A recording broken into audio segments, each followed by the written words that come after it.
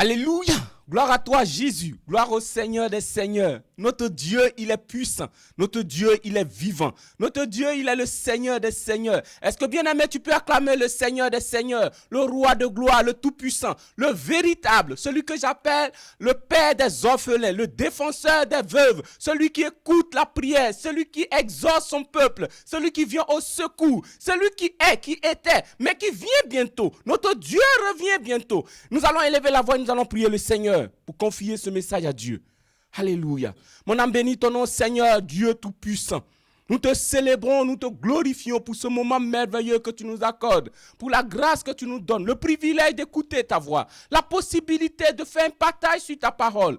Merci, Seigneur. Tu bénis ta parole. Tu envoies ta parole pour guérir ton peuple. Tu envoies ta parole comme la lumière pour nous éclairer dans ce monde de ténèbres, dans ce monde en perdition. Merci, Seigneur Dieu. Que ta parole soit accompagnée de feu, d'autorité, de puissance ce matin. Béni sois-tu. Utilise-moi, Seigneur, comme tu aurais utilisé n'importe qui. Seigneur, je ne suis rien, je ne peux rien. Oh Dieu, seule ta parole est vivante. Glorifie-toi ce matin, au nom de Jésus. Amen. Bien-aimés, notre message de ce matin, ou le temps de partage que nous avons ce matin, est merveilleux. Ce message concerne tout le monde. Moi en premier. Et toi aussi qui m'écoutes. Et donc si tu m'écoutes, c'est une grâce, c'est un privilège. Il faut suivre ce message parce que ça va te faire du bien, ça va t'aider, ça va te bénir.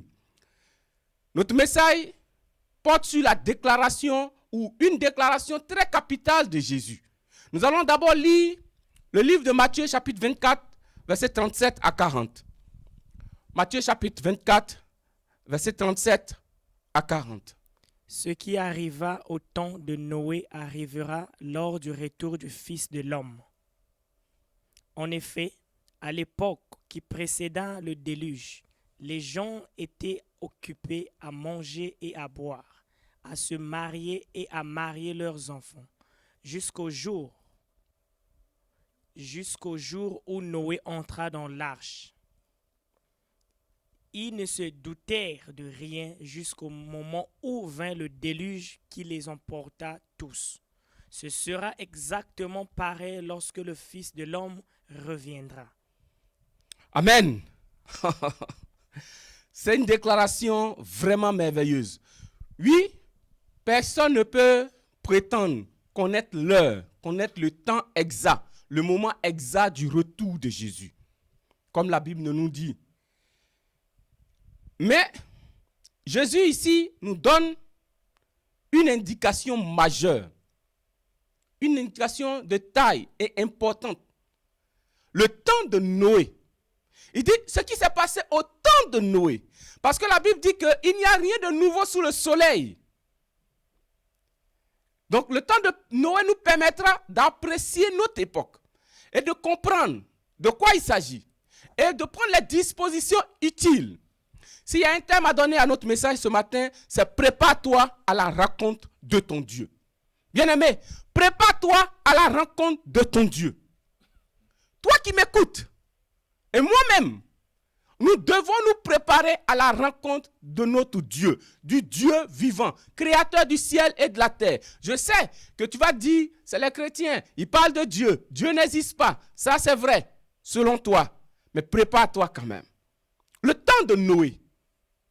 C'est quoi le temps de Noé? Nous allons prendre pour cela la Bible dans le livre de Genèse, chapitre 6, du verset 1 au verset 6. C'est là que la Bible nous parle de Noé. Qui il s'agit? Et de quoi il s'agit? Genèse chapitre 6, du verset 1 au verset 6.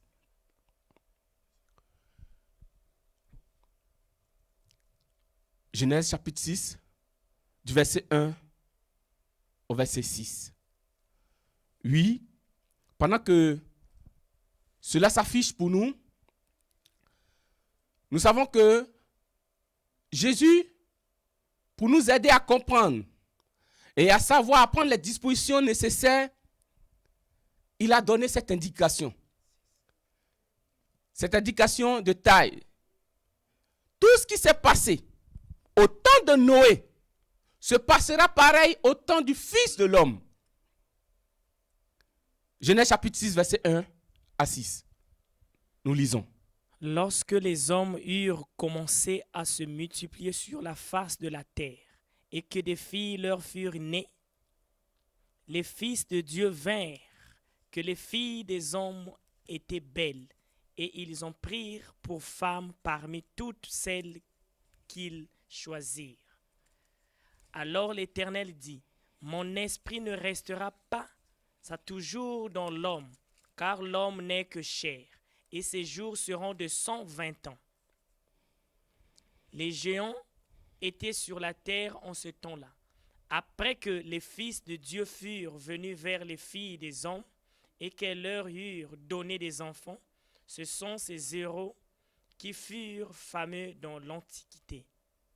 L'Éternel vit que la méchanceté des hommes était grande sur la terre, et que toutes les pensées de leur cœur se portaient chaque jour uniquement vers le mal. L'Éternel se repentit d'avoir fait l'homme sur la terre, et il fut affligé en son cœur. Et l'Éternel dit, j'exterminerai de la face de la terre l'homme que j'ai créé, depuis l'homme jusqu'au bétail, aux reptiles et aux oiseaux du ciel, car je me repens de les avoir faits. Mais Noé trouva grâce aux yeux de l'Éternel. Amen. Oh, c'est merveilleux. Voici ce que la Bible nous donne sur le temps de Noé. Et c'est ce que nous allons ensemble ce matin détailler. Nous allons partager pour que nous puissions prendre les précautions nécessaires, nous préparer à la rencontre de notre Dieu. Parce qu'il est question du retour de Jésus. Et quand on lui a posé cette question dans le livre de Matthieu 24 que nous venons de lire, les disciples lui ont posé la question, comment les choses vont se passer? Il leur a dit, personne ne connaît ni l'heure ni le temps, seul le Père. Cependant, voici les indications. Ce qui s'est passé au temps de Noé se passera au temps du Fils de l'homme. Car avant que le déluge n'arrive, voilà comment les gens ont vécu au temps de Noé. Et la Bible dit que quand les hommes commençaient à se multiplier sur la terre, aujourd'hui on parle de combien? 5 milliards de personnes sur la terre? 7 maintenant. On se multiplie, on s'est multiplié et on continue de se multiplier. La Bible nous dit que quand les hommes commençaient à se multiplier sur la terre et qu'ils eurent des filles,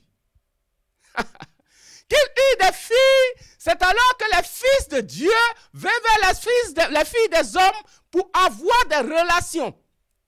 Ça, c'était au temps de Noé. C'est-à-dire que au temps de Noé, déjà la perversité sexuelle. Parce que quand ils viennent vers les filles des hommes, ce n'était pas pour marcher simplement, c'était pour les rapports sexuels. C'était pour des plaisirs sexuels. Je ne vais pas m'attarder sur cette affaire de fils de Dieu. Il y a tellement d'explications.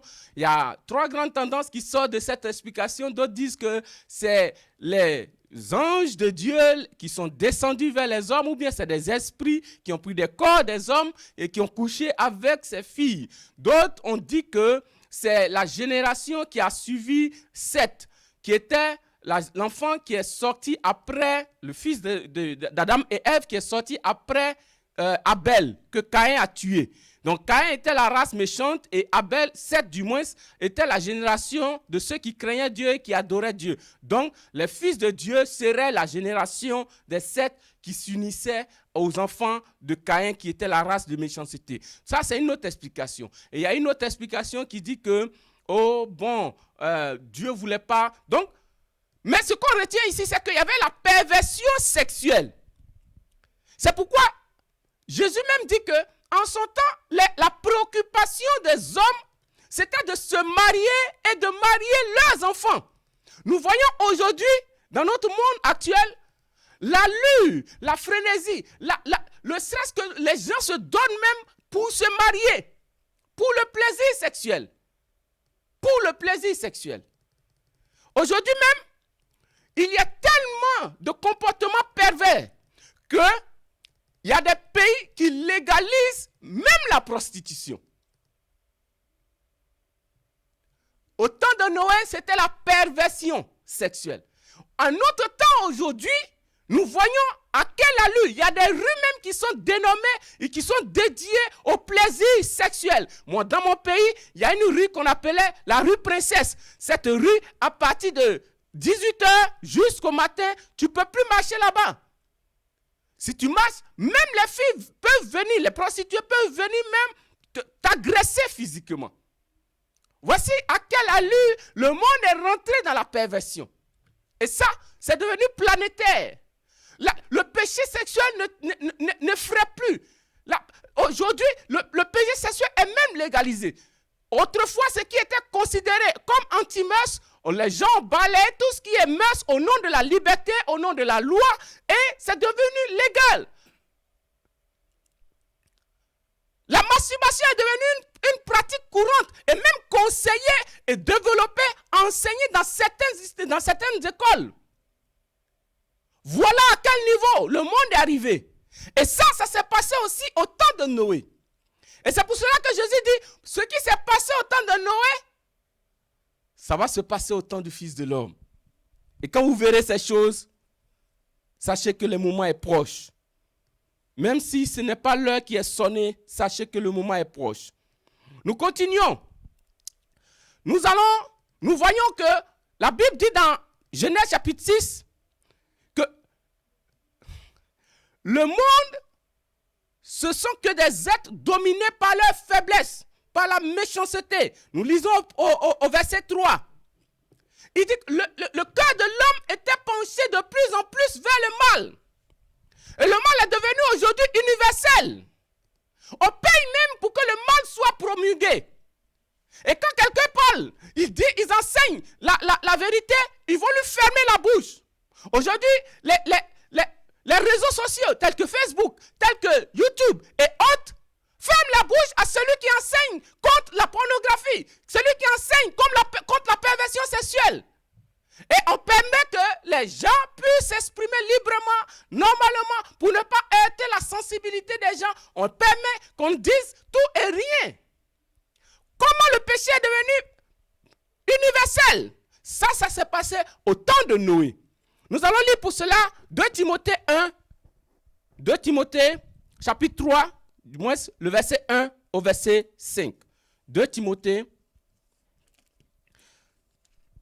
Sache bien que des temps difficiles nous attendent. Oui. La période finale de l'histoire de ce monde sera une époque périlleuse et trouble. Oui.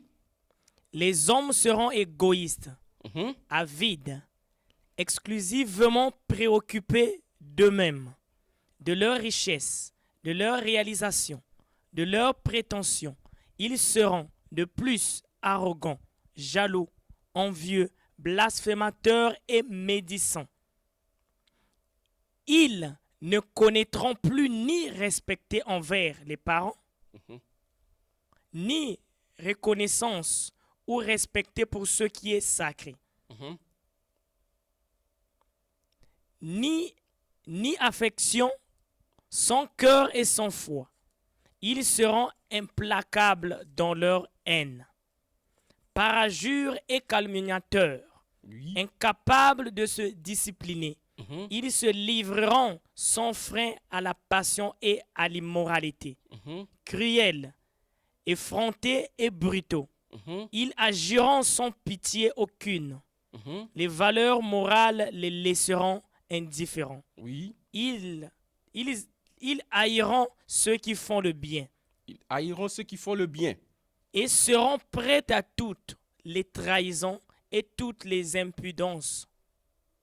Aventureux et frivoles, imbus d'eux-mêmes, enflés d'un orgueil qui les aveuglera.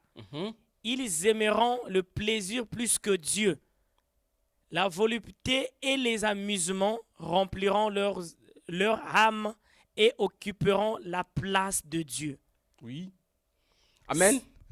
Merci bien-aimé. Vraiment, on peut lire tout le chapitre 3 qui nous parle jusqu'au verset 8, jusqu'au verset 9, qui nous parle de la situation qui se vivait au temps de Noé, mais que par révélation, l'apôtre Paul nous donne l'avertissement sur la fin des temps. Mais nous voyons ici que, dans la version du second, il dit, les gens ils prendront le bien pour le mal et le mal pour le bien. Aujourd'hui, qu'est-ce que nous assistons? Quand quelqu'un vit dans la chasteté, c'est-à-dire il préserve son corps loin du péché sexuel, loin du désordre sexuel, jusqu'au mariage, on trouve qu'il est anormal. On va se moquer de lui. Le mal est considéré comme bien maintenant. Le mal est considéré comme bien. Au point où les jeunes sont influencés par la drogue, par la cigarette, par le péché, par le désordre. Pourquoi? Pour ne pas être intimidés, pour ne pas être rejetés des groupes avec les amis. Alors ils sont obligés, souvent ils se sentent obligés de vivre certaines déviations de la vie.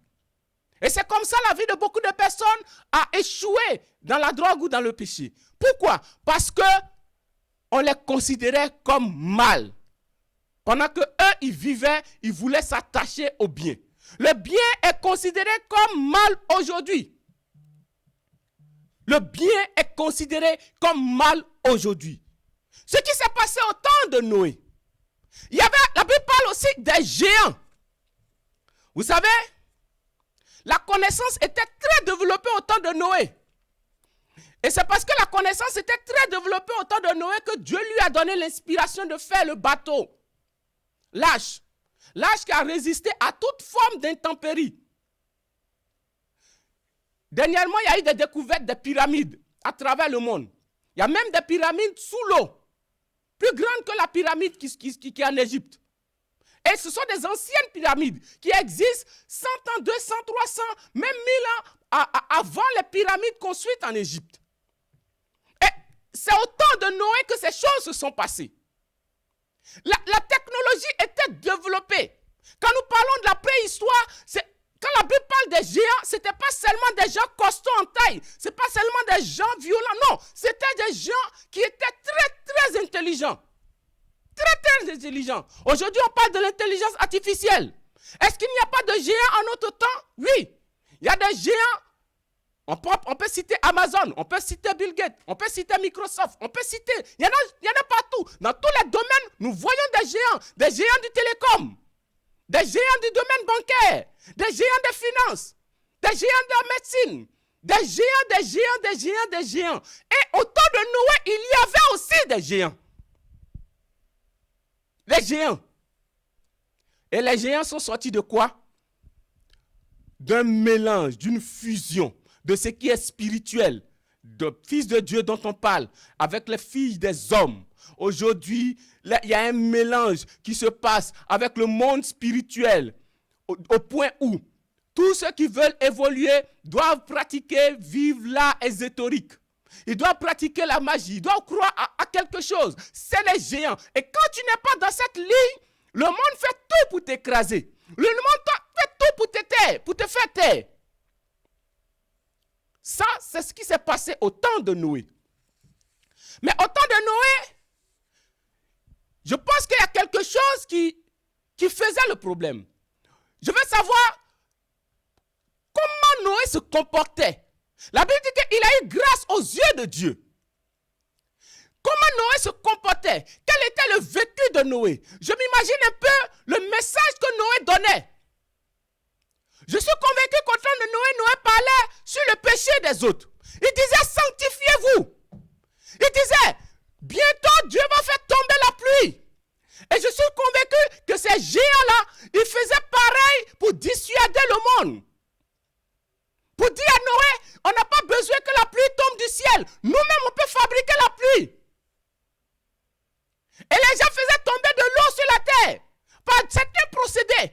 Comme aujourd'hui, les gens produisent des miracles, des choses extraordinaires pour dire que Dieu n'existe pas. Eux-mêmes, ils sont capables de faire des choses. L'homme veut prendre la place de Dieu.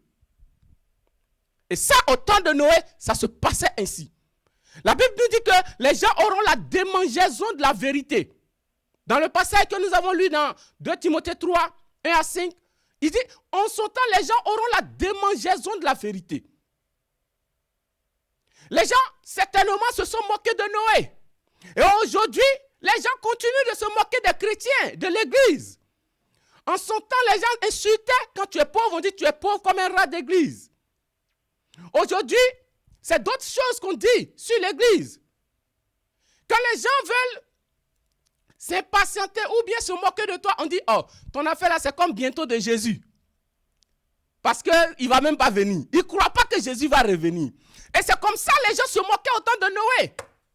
Les gens disaient certainement, Noé, ton affaire d'eau là, ça va sortir quand? Parce que en son temps, l'eau ne tombait, il ne pleuvait pas encore sur la terre. Donc les gens n'étaient pas habitués à l'eau. Ils ne connaissaient pas ce qu'on appelle la pluie. La Bible dit que c'est la rosée qui nourrissait les plantes.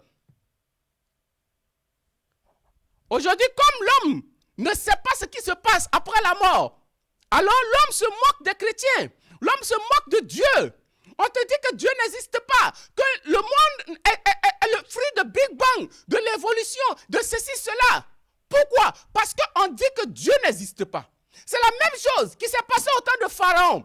Quand Moïse est venu demander la libération du peuple d'Israël à Pharaon, qu'est-ce que Pharaon lui disait?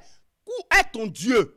Il n'est pas capable de faire quoi que ce soit. Et quand Moïse faisait un miracle, ou quand Dieu faisait un miracle par la main de Moïse, il appelait ses magiciens aussi pour faire pareil. Et cela, il se moquait de Moïse. Toi, tu penses que c'est ton Dieu seul qui est capable de faire telle chose? Moi, je suis capable par ma magie. Je n'ai pas besoin de consulter un Dieu.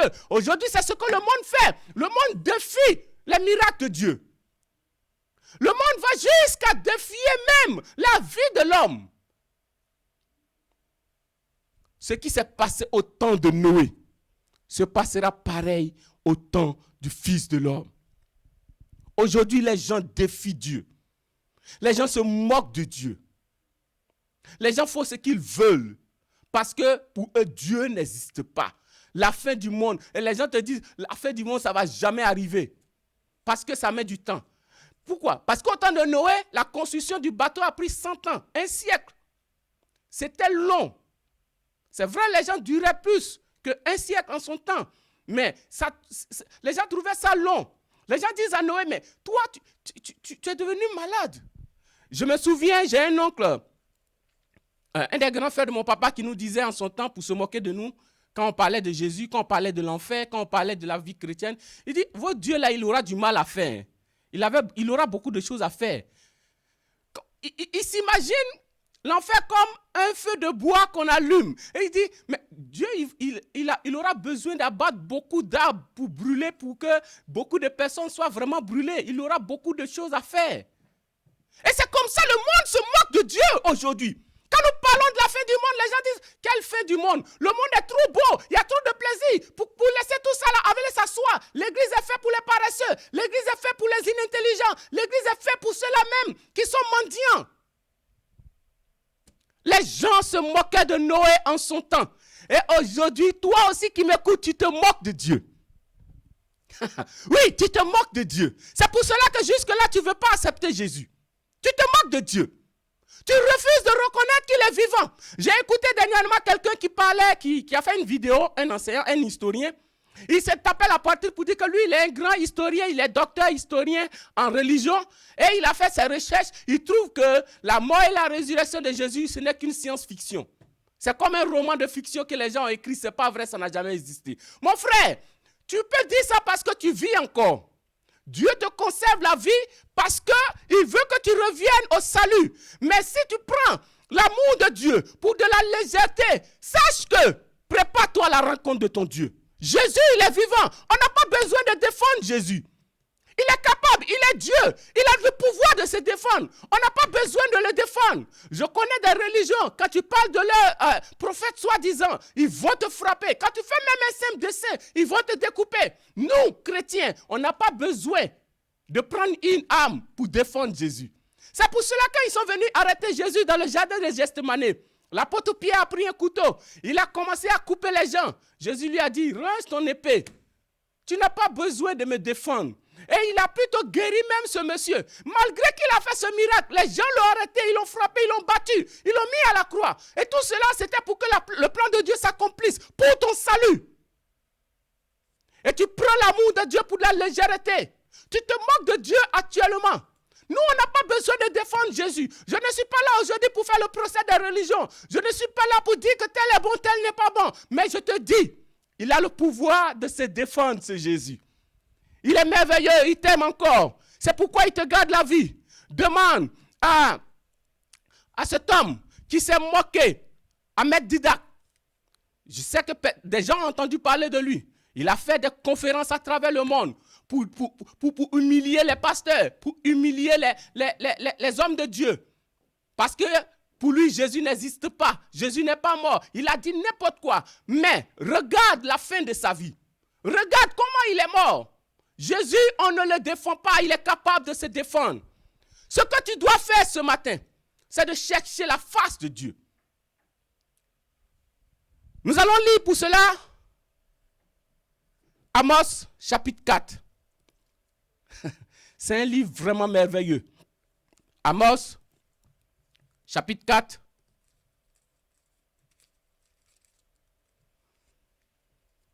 Voici ce qui s'est passé.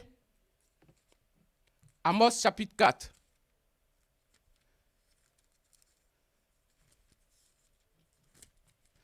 Du verset 4 au verset 12. La Bible nous dit: allez donc à Bethel et transgressez la loi. Et à Gilgal, transgressez-la encore plus. Offrez tous les matins vos sacrifices et le troisième jour vos dîmes.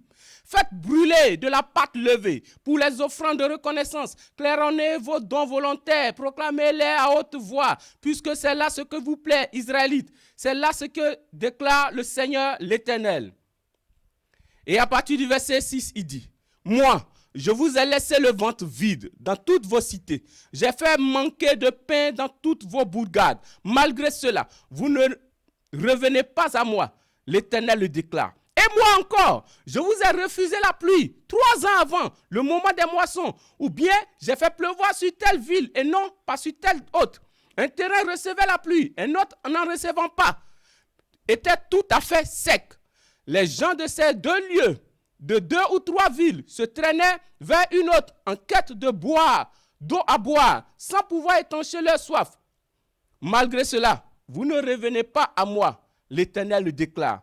Et je vous ai frappé par la rouille et la nielle. Et puis j'ai desséché vos jardins et vos vignes, vos figuiers et vos oliviers ont été dévorés par des criquets. Malgré cela, vous ne revenez pas à moi, déclare l'Éternel. Et j'ai déchaîné contre vous la peste, comme je l'avais fait contre l'Égypte. J'ai tué par l'épée vos jeunes gens, tandis que vos chevaux ont été capturés. J'ai fait monter à vos narines la puanteur des morts tombés dans vos champs, dans vos camps. Malgré cela, vous ne revenez pas à moi, l'Éternel le déclare. J'ai produit parmi vous des bouleversements, comme j'en ai produit à Sodome et Gomorrhe. Et vous avez été comme un tison arraché à un incendie. Malgré cela, vous ne revenez pas à moi, l'Éternel le déclare. C'est pourquoi, Israël, tu vas voir comment je vais te traiter. Et puisque je vais te traiter ainsi, prépare-toi, Israël, à raconter ton Dieu. Quelle déclaration! Ici, par la bouche du prophète Amos, Dieu donne le tableau de la vie d'Israël. C'est vrai qu'il s'adressait en son temps à Israël. Mais aujourd'hui, ce message est adressé au monde entier, à toi et moi. Il dit, vous allez à Bethel pour faire des sacrifices, pour faire vos dîmes, pour faire vos offrandes, et vous pensez que c'est cela suffit. Et vous vivez dans n'importe quoi. Allez-y, faites-le. Aujourd'hui,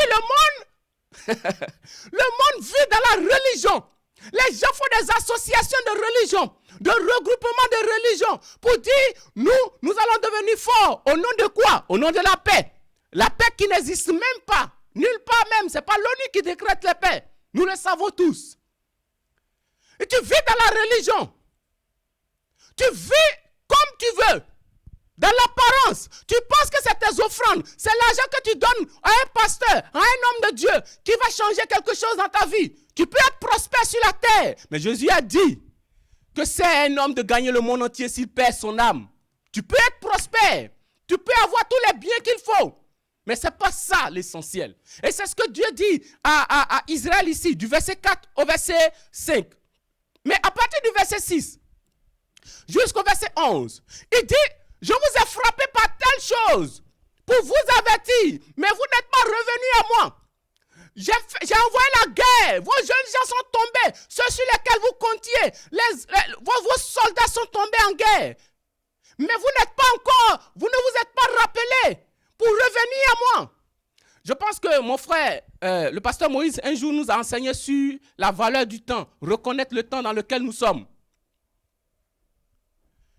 Dieu a envoyé ses messages à travers les événements. Et c'est ce qu'il dit à Israël ici. Il dit, j'ai envoyé même la famine, la sécheresse, le manque de ceci. Mais cela ne vous a rien dit. Et comme vous faites la sourde oreille, prépare-toi à me rencontrer. Parce que c'est bientôt que je vais me révéler à toi.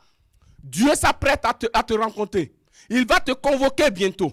Toi qui continues de te moquer de Dieu.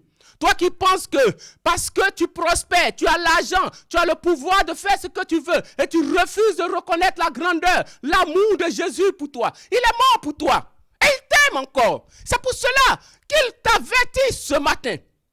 C'est pour cela qu'il te dit, fais attention. J'ai envoyé des bouleversements à travers le monde. Et les gens disent que oh, ça c'est dans un pays isolé. Il y a eu des cas d'incendie de forêt, de feux de brousse. On dit non, ça s'est passé au Canada, en Alberta. Ça ne nous touche pas. Ça s'est passé en Amazonie. Ça ne nous touche pas. Il y a eu des tremblements de terre. Il y a eu des tsunamis. Il y a eu plein de choses, des famines. Mais les Africains peuvent vous le dire. Des famines. Et ça n'a jamais trompé. Enfin, ça n'a jamais dit quoi que ce soit à quelqu'un. Et les gens disent, oh, c'est les catastrophes naturelles. C'est normal, parce que c'est la couche d'ozone est ceci. C'est là les scientifiques, les géants de la science sortent maintenant pour dire ce qu'ils pensent de la situation. Cependant, Dieu dit, c'est lui qui t'avertit. Et comme tu as été sourd à son avertissement, voilà ce qui se passe encore. Le monde entier est sur stop. Le monde entier est sur pause. Ce n'est plus une affaire d'un pays, ce n'est plus une affaire d'une région, ce n'est plus une affaire d'une contrée, c'est une affaire de tout le monde. Et cependant, tu continues dans le mal, dans la méchanceté. Tu continues de planifier le mal. Il y a des gens qui se disent, oh, quand le confinement va finir, je vais multiplier mes actions mauvaises. Je vais être plus prostitué qu'avant pour rattraper l'argent que j'ai perdu. Le monde vit au rythme de l'argent. C'est ce que l'argent dit, c'est ça qui est vrai, c'est ça qui est juste, c'est ça qui est bon. On se fout de ce qui se passe en arrière. Et aujourd'hui, des systèmes sont pourris. La méchanceté est tellement galopante que des gens peuvent mépriser l'être humain qui est en face de lui. Le tuer sans même regretter. L'égorger sans le regretter. Les gens fabriquent des produits chimiques. Pourquoi? Parce qu'ils veulent avoir l'argent. Les industries poussent partout. Pourquoi? Parce qu'ils veulent avoir l'argent pour leur égoïsme, pour leur cupidité, pour leur plaisir. Et ne peuvent même pas penser à la vie de l'être humain que Dieu a créé comme toi et moi. Et puisque tu ne veux pas, et tu t'entêtes dans cette situation, sache que Dieu, il va te convoquer bientôt. Nous allons lire pour cela Ecclésiaste chapitre 12, versets 1 à 2.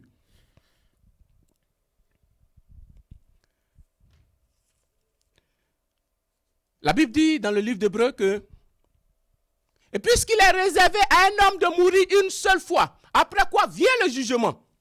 Oui, il t'est réservé de mourir une seule fois. La religion te séduit en disant que tu peux mourir. Nous, on va prier pour toi sur la terre. Et après, Dieu va te pardonner tes péchés. D'autres disent, non, quand tu vas faire le bien, quand tu vas donner assez d'argent aux pauvres, quand tu vas faire assez de dons, Dieu va regarder ce qui est bien pour peser contre ce que tu as fait de mal qui est petit. Alors, il va t'accepter. D'autres disent qu'il faut vivre ce que tu veux. Tu vas mourir, revenir comme poisson, tu vas revenir comme caillou, jusqu'à la 7e vie. C'est là que tu vas rentrer dans la présence de Dieu. Tout cela, c'est des mensonges. Il t'est réservé de vivre une seule fois et de mourir une seule fois. Après quoi, tu vas rencontrer ton Dieu. Nous allons lire Ecclésiaste, chapitre 12, versets 1 à 2.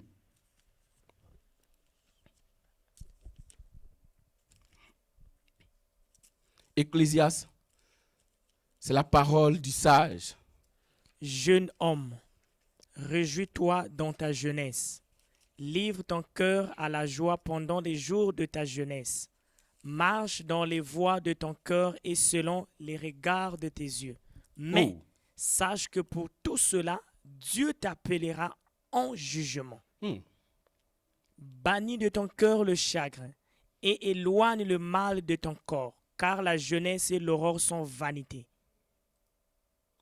Mais souviens-toi de ton Créateur pendant les jours de ta jeunesse, avant que le jour mauvais arrive et que les années s'approchent où tu diras, je n'y prends point de plaisir. Alléluia. Dans certaines versions, ça commence à partir du chapitre 11, le verset 9. Et je crois dans la version du second, c'est à partir du chapitre 1, enfin du chapitre 12, verset 1, jusqu'en bas, ce que nous venons de lire. Dieu, dans son amour, il n'a jamais empêché quelqu'un de vivre la liberté. Cependant, il dit, je mets devant toi le bien et le mal. Et je te conseille, en tant que ton Dieu créateur, rempli d'amour pour toi, de choisir le bien. Choisis le bien afin que tu vives heureux sur la terre et que tu vives aussi avec moi après ton passage sur la terre. N'oubliez pas que nous sommes des voyageurs sur la terre. Ta vie est passagère. Et regarde en arrière et tu sauras que la vie de l'homme est passagère. Regarde un peu en arrière. Des noms ont existé, des hommes ont existé. Et cela ne dépendait pas de leur force physique. Cela ne dépendait pas de leur argent et de leur fortune. Cela ne dépendait pas de leur pouvoir quelconque. La vie est passagère. Il dit, jeune homme, réjouis-toi. Tu es libre. Aujourd'hui, quand on dit à la jeune fille, fais attention, elle pense que c'est, on est contre elle. Tu es libre, ma soeur. Tu es libre, mon frère. Mais sache que pour tout cela, Dieu t'appellera un jour en jugement. Toi qui écoutes cette parole ce matin, toi qui entends cette voix aujourd'hui et qui prends l'église comme un lieu pour un passe-temps, sache que Dieu t'appellera en jugement et cela ne va pas tarder. Très bientôt. Très bientôt. C'est pour cela qu'il dit, fais attention avant que les jours sombres n'arrivent, avant que tu dises, oh, je n'y prends plus plaisir, avant que le cordon d'argent se détache. Le cordon d'argent, c'est la limite de la vie. Avant que cela n'arrive, souviens-toi de ton Créateur, parce que tu as un Créateur. Et c'est le Dieu vivant. Et ce matin, il te tend la main. Il dit, je me tiens à la porte de ton cœur, je frappe. Oh, quel Dieu merveilleux, rempli d'amour. Ce Dieu qui a compassion de toi. Ce Dieu qui t'a averti pendant des années. Et toi, tu pensais que cela n'arrivait qu'aux autres. Sache que ton temps arrive bientôt de le rencontrer. Ce Dieu-là, il t'aime. Regarde combien de fois il t'a fait échapper des accidents. Regarde combien de fois il t'a fait sortir de la même maladie qui a trépassé l'autre. Regarde combien de fois il a protégé ta famille. Et tu encore refuses de l'adorer. Tu encore refuses de l'écouter. Ce matin, il te fait la grâce. C'est le moment. C'est pas demain. C'est pas après-demain, car le lendemain se suffit à lui-même. On ne sait pas de quoi il sera fait. Aujourd'hui, si tu entends sa voix, n'endurcis pas ton cœur, mon frère. N'endurcis pas ton cœur, ma soeur. Ne raisonne pas. Dieu te tend la main. C'est aujourd'hui le moment ultime. Cela ne dépend pas de tes parents. Ne cherche pas l'accord de ta soeur et de ton frère. Jésus l'a dit, de deux personnes qui seront ensemble, un sera enlevé, l'autre sera resté. Non, cela ne dépend pas de ton mari. Ne regarde pas aux ailes de ton mari. Ne regarde pas aux ailes de ta fille. Regarde à ta relation avec Dieu, peuple de Dieu. Regarde à ta relation avec ton Dieu. Regarde à ta relation avec ton Dieu. Regarde à ta relation avec ton Dieu. Que le Seigneur nous bénisse et qu'il bénisse sa parole. Prépare-toi à la rencontre de ton Dieu. Nous allons chanter ce chant qui dit, nous prenons chemin pour aller au ciel. Est-ce que tu feras partie de ce lot? Pose-toi la question ce matin. Des gens par milliers sont vêtus en habits blancs parce qu'ils ont blanchi leur robe à travers le sang de Jésus. Et ils sont dans le ciel, ils s'en vont. Est-ce que tu feras partie de ce cortège merveilleux? Nous faisons chemin pour aller au ciel. Est-ce que tu pourras aller aussi? Nous faisons chemin pour aller au ciel. Est-ce que tu pourras aller aussi? Les gens par milliers vêtus en habits blancs, ils sont vêtus en habits blancs. Et toi, mon frère, et toi, ma soeur, pose-toi la question. est-ce que tu pourras aller aussi? Les gens par milliers, partout dans le ciel, ils sont vêtus en habits blancs. Et toi, mon frère, et toi, ma sœur, pose-toi la question, est-ce que je pourrais aller aussi? Merci Seigneur pour ta parole. Merci de toucher cet homme. Merci de toucher cette sœur. Merci de parler au cœur de cet enfant. Éternel Dieu qui vit encore loin de toi et qui entend aujourd'hui ta parole. Tu lui adresses, oh mon Dieu, un amour incessant, un appel incessant à revenir dans la maison, à se souvenir de toi. Dieu de grâce, souviens-toi de moi quand tu viendras. Bénis ton Église au nom de Jésus. Amen.